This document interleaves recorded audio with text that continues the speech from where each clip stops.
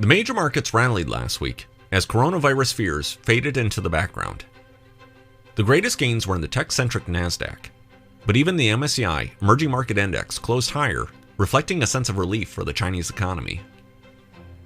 While the domestic markets returned to their record-setting ways Thursday, the coronavirus situation is still a long way from being resolved.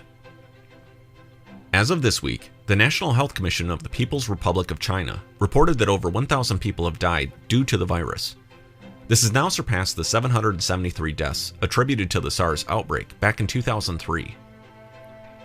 China has taken drastic steps to try to control both the spread of the virus as well as its economic impact. After injecting $22 billion into the market early last week, China announced that they would cut tariffs in half on 1,717 U.S. goods, covering an estimated $75 billion of U.S. imports by Valentine's Day this Friday.